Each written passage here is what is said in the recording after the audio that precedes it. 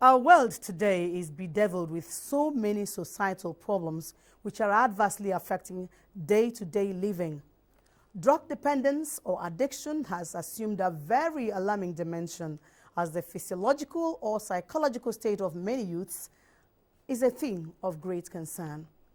Consequently, international and local organizations, governments, as well as communities are raising concerns about the rising drug problem and what many youths have become owing to their indulgence in potentially harmful drugs.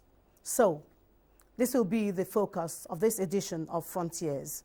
I'm Nancy Godiangonihu, and our guest is the Director, Media and Advocacy, National Drug Law Enforcement Agency, Femi Babafemi. You're welcome to the program. Thank you. You're watching Frontiers, and it continues in just a moment.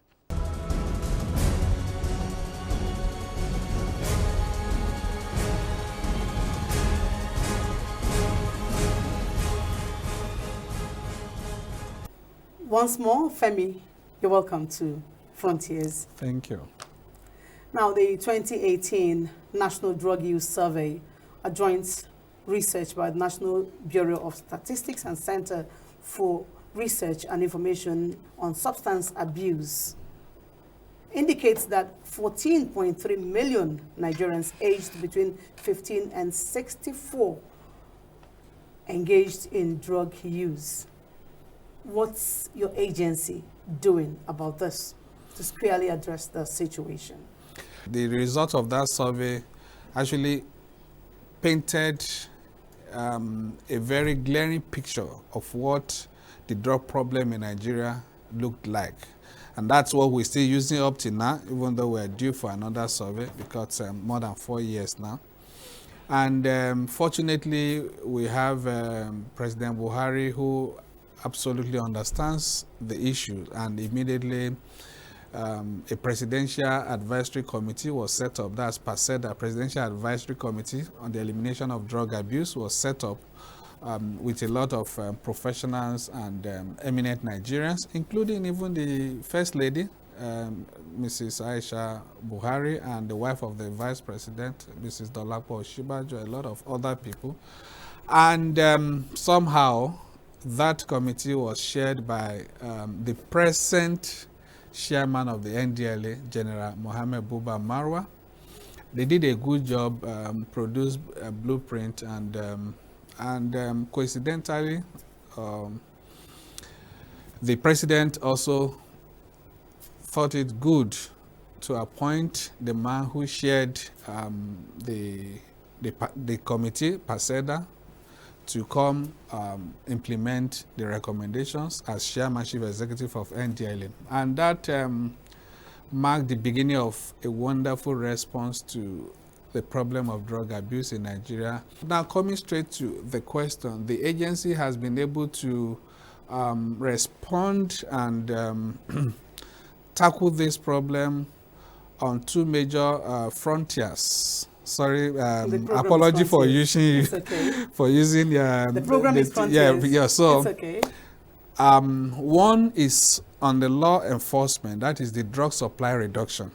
We actually know from that survey, from the result of that survey shows 14.3 million Nigerians with a 14.4% prevalence, which is almost 3 times the global average. That is that was frightening enough. And so one of the major things with the Nigeria. one of the first is the leadership of General Marwa when he came in January 2021. What he did was to employ one of the tactics of war, which is offensive action. He introduced offensive action, and that is to take the battle when we have to make sure that we cut supply. That is supply reduction. And so we went after those behind the cartels, and those behind the cartels, the barons, the traffickers, down the chain of the drug distribution. And that led to a lot of successes. Yeah. And I can tell you, between then and now, we've been able to mop up more than 3.5 million kilograms of assorted illicit drugs from our society, with over 17,600 arrests and close to 3,000 convictions.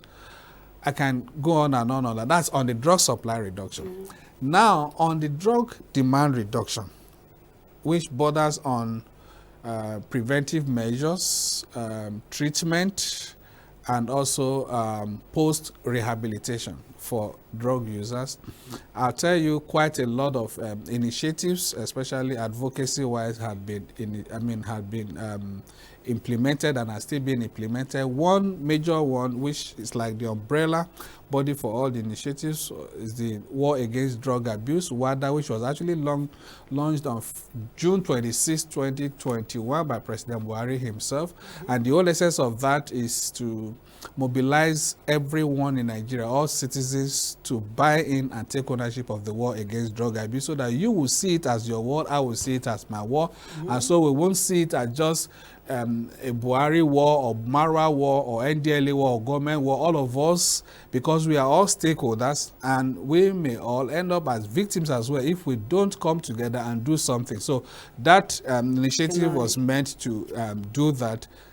And can I? Okay, please go ahead. Can I ask you, because you talked about this WADA? Yeah. What's the response of Nigerians to this WADA? Oh, absolutely! I can tell you, it's been very awesome, because WADA is not just an initiative that that operates at the federal level. Now it's cascaded down the governors, the wives of governors, down to the local government levels and the communities. And we are also glad that religious leaders, traditional rulers, community leaders, and everybody, they're all buying into it and taking ownership. And let me just cite a simple an example of what the spirit of WADA could do. Recently, I think towards the last quarter of last year, we had an explosion of a very dangerous drug in the southeast, that is crystal meth, which locally is called Mpurumiri. And you can see how the communities in the southeast rose up and said, no, we won't allow you in our communities to sell this, we won't allow anybody to consume this, even to the point of even taking some of... saw some viral videos, people taking them to the market center, village square, to deal with them. Themselves. Yeah, that's the spirit of what, even though we as an agency of government, law enforcement agency, we don't support violence, but then the spirit behind it, for people themselves to rise up and say, no, we won't allow you. So that is all about, because sensitization. Exactly. So that WADA is actually meant to sensitize, to mobilize Nigerians to see this war as their war. You don't have to wait till the NDLA comes to. You work with us so that we can together salvage the situation. And beyond this, like WADA has quite a lot of other initiatives under it. Like through WADA, we've been able to initiate a lot of things, like the drug integrity test, asking people before you, as students, as workers, as political office seekers, everybody down the line, down the chain of leadership, we're asking them, present yourself for drug test. Even as prospective couples, present yourself for drug test.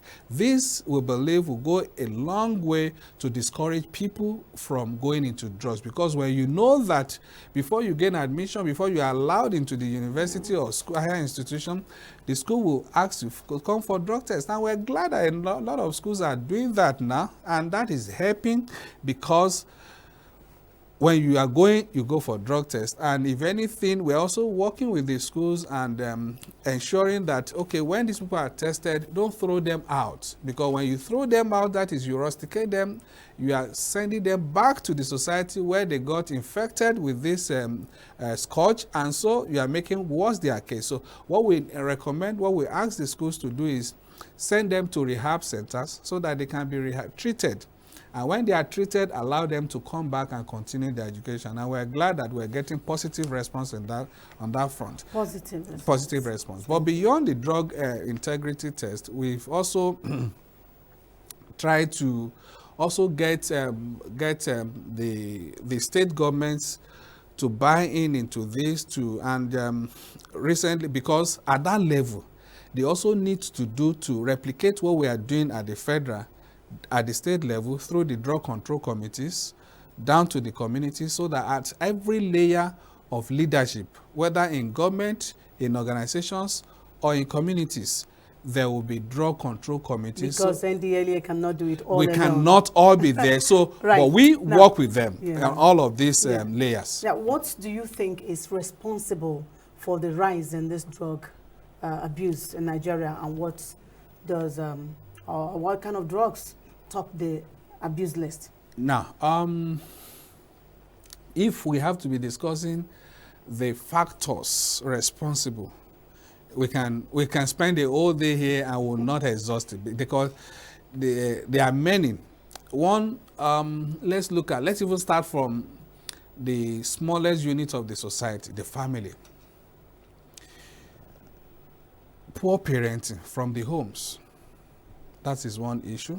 When you have parents that just believe they want to give birth to children and throw them on the streets, they care less about how the children grow up, the kind of friends they keep, what they do, all of this contribute. Beyond that, you also have some parents that they even send their kids to go and buy these drugs, starting from alcohol, cigarettes.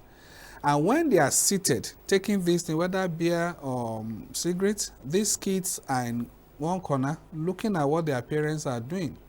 And they become interested. When they are done, when the parents are done, the remnants of the drink in the bottle, they go there and test. And gradually they build, they climb the ladder. That is also a factor. But I mean, that's also an issue. Now, beyond parenting, you also have the problem of peer pressure.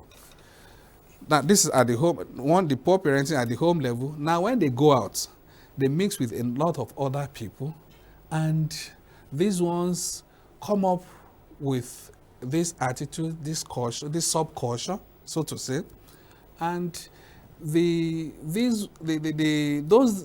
are kids that are not exposed to this scourge yet. They make them feel either they are inferior or they don't belong. They don't belong, yes. Yeah. They don't belong. And so to also want to belong, they get, unfortunately, because of the pressure. You see, that's a way of blackmailing their psyche. So a lot of them fall for the pressure. That's peer pressure. Beyond the peer pressure, you also have socio-economic factors like poverty, which is major. We cannot deny it. We cannot run away from that. Poverty, a lot of people, due to lack of jobs, nothing to do, and so they look at taking some of these drugs as a means to escape, even though temporarily, from their pressure, from their frustration. But then we tell them the problem will never go away. Instead, the drug you are taking will add or compound the problem. Before we move on, Nigeria was a couple of years ago a courier of drugs. It is now heavily into drug production and consumption. What's the agency's plan to curb? Here in Nigeria, we cultivate and produce cannabis, and that's the #1 drug. Marijuana. Marijuana. Called a lot of names out there. Weed, marijuana. Cannabis is marijuana. Yeah, marijuana, Indian hemp. They call it all manner of names there, and there are different variants. And based on that drug survey, you started with 10.6 million as at that 2018 Nigerians between that age bracket, 19 and 64. 64, yeah. Yes.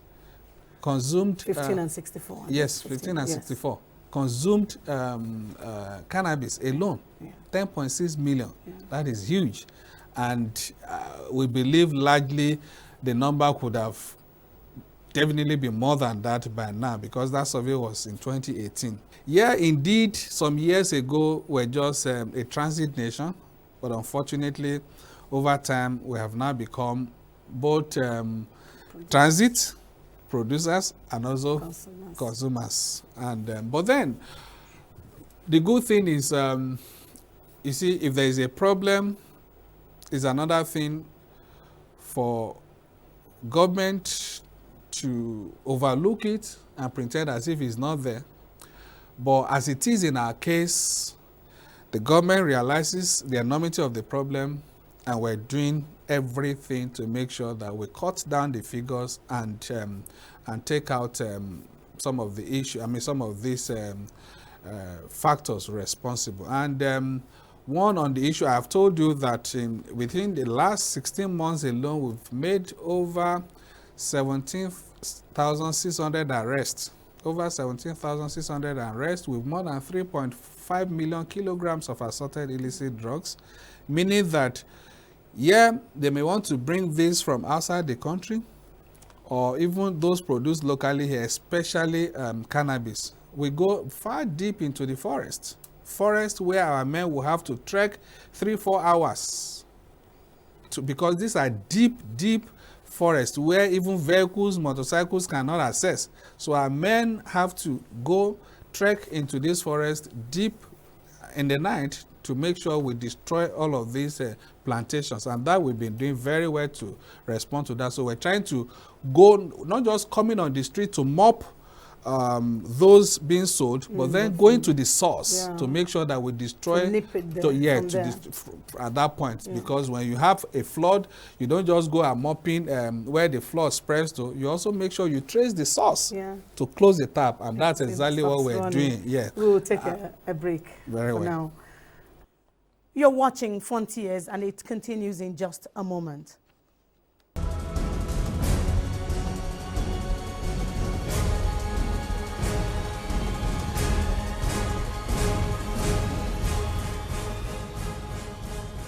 Glad to know you're still watching Frontiers. Now, you mentioned marijuana or cannabis as one of the most abused drugs globally. However, some developed countries have legalized its use in the treatment of some diseases like cancer, epilepsy, glaucoma, and a host of others. What's your take regarding its adoption in Nigeria? Now, in our own case, it's an argument that has been coming forth back and forth for some time now. But then, in our own case, now where you mentioned some countries, you're talking of Canada, but do we have the same issues, or does Canada have the same issues we have here? Especially, number one, as security challenges. We have to be don't forget that we have beyond doubt established that there is a nexus, strong nexus between drug abuse and the spate of crimes or security challenges we have across the country. So there is because we have empirical evidence, whether those that have been to the camps of the bandits, seeing them popping pills and smoking cannabis, injecting themselves with all manner of drugs every time.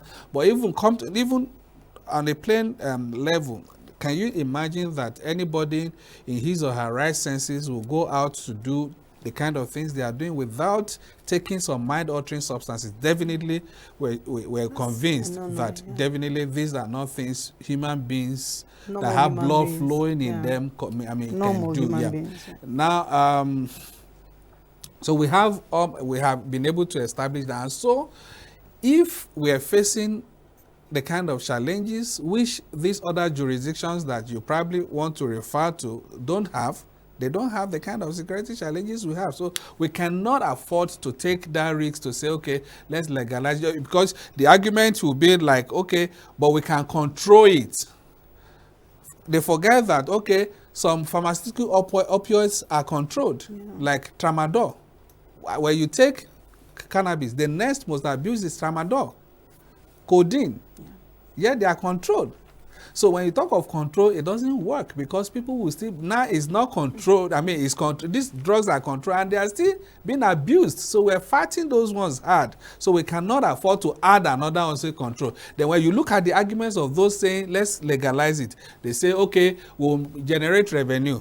Now we have to choose between, do we want to generate revenue, make the money, or have a chaotic society? Yeah, have a chaotic society or public health problems, because we don't think it's not logical to say you want to make money, and at the end of the day, the money you are spending to build psychiatric homes or rehab centers, is much more than what you are even generating The money from. you're making is not being managed by normal human beings. God bless you. How Now, can you it grow? absolutely understand. Now, everything we engage in as individuals has its good or grave consequences. Definitely. What health challenges are drug abusers exposed to?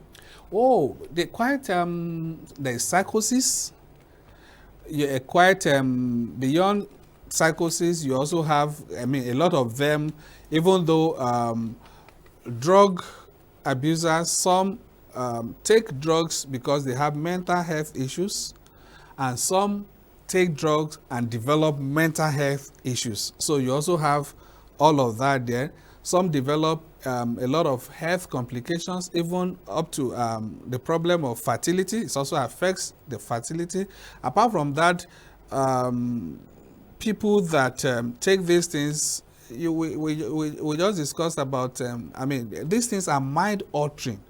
Now, you are exposed, when your mind is altered, you are exposed, or you don't have control over your actions, which could also lead to a lot of dangers to the individual and also the family and the society at large. Your organization, as a government agency saddled with the responsibility of controlling and tackling the drug problem, has brought some innovation with the launch of the toll-free caller center.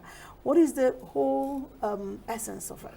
Basically, you see, over the years, we discovered that there are quite some people that are actually using drugs. They know that they realize they have problem. Now they need help, but they don't know how to go about it.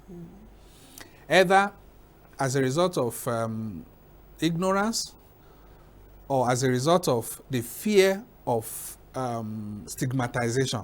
They are afraid that, okay, if I go out to enter a rehab center, people will see me and say, hey, this one is a drug user, or it's an addict, something like that. So they don't feel comfortable.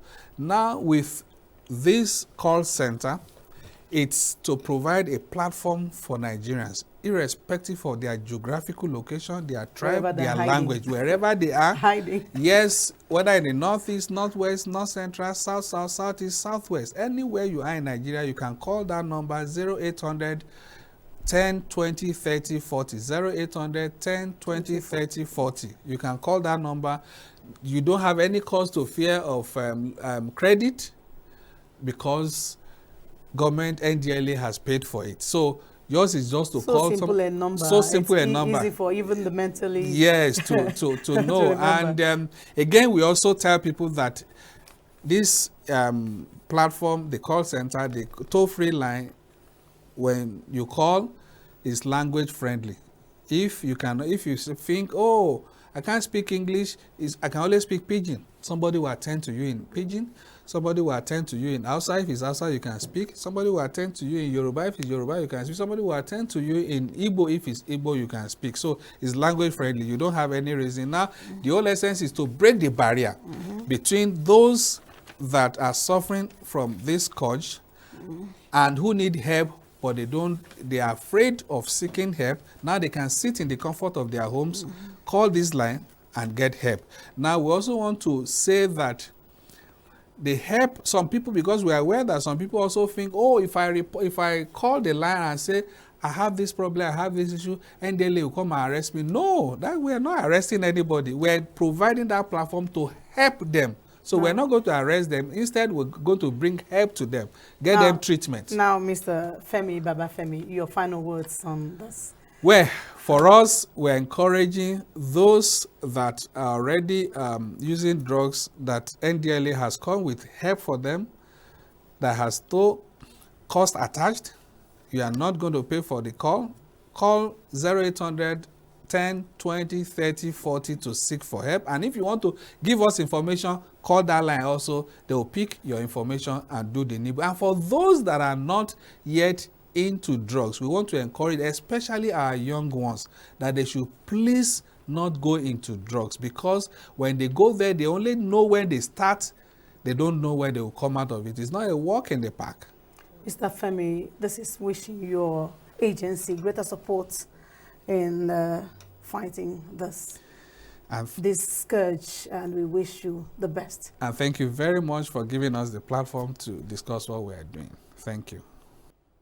I have been speaking with the Director, Media and Advocacy, National Drug Law Enforcement Agency, NDLEA, Femi Babafemi, on the rising drug problem and efforts by the agency in tackling the ugly trend. I'm Nancy Godiangnihu, thanking you for your time.